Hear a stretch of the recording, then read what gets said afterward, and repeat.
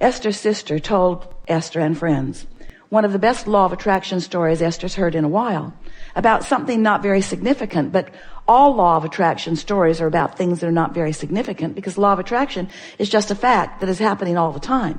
So as you get used to it and begin watching for the evidence of it. So she is watching her little 1-year-old granddaughter, and they are moving through a mall, a big mall in Houston, sort of passing the time.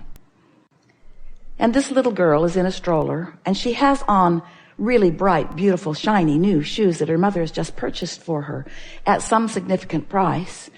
And as Jeannie is moving through the mall with this baby, at some point she realizes one of the shoes is no longer on one of the feet. Unsettling. She didn't want to lose any shoes, especially new shoes. And so she begins retracing her step. Not an easy thing, because she has no idea where she's been. So she moves up and down 4 levels of a very large mall and does not find the shoe. Goes back to the hotel room thinking maybe we never got out the door with it, but it is not there either. And so the next day, still no shoe. And another day passes, and now Jeannie has given up on the shoe, you might say, and yet that morning she felt an inspiration to put the one remaining shoe on the baby.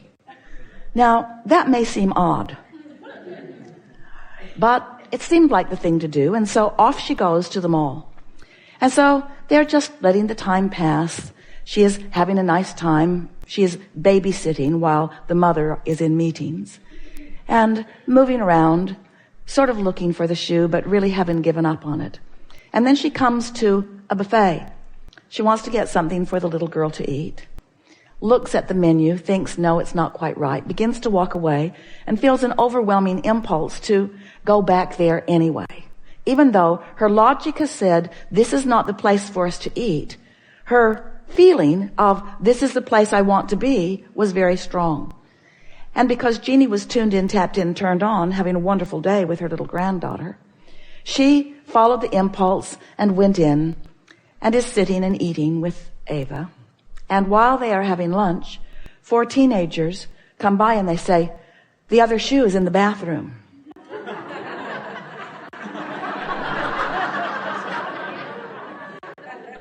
What bathroom? The bathroom down by such and such on another floor over there in the other end of the mall.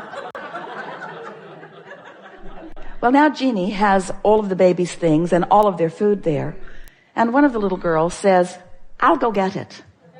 So she goes and brings the shoe back. Now, isn't that just a really wonderful law of attraction story? It's a needle in the haystack story. But all law of attraction stories are needle in the haystack stories, aren't they? Because when you don't know where something is, it feels impossible to find it. But when you know that someone knows, Now, Jeannie was not spending much time worrying about this shoe, which is really the point that we're making. Once she gave up looking for it, once it was no longer lost, once it was no longer an issue, now she's just resumed normal life, running around a mall with a baby with 1 shoe. Not exactly normal life, but it was a happy life. So what we are saying to you is that these things are happening to you all the time too, aren't they? Things that seem not plausible, not even likely. But we want to bring you, by the time this gathering comes to an end today, to a place of realizing that all things are possible. That there is nothing that you could want as insignificant as a button or finding a shoe, or more significant like a castle or an empire or a movement. There is nothing that is out of reach for you. You've just got to train yourself into the frequency of it.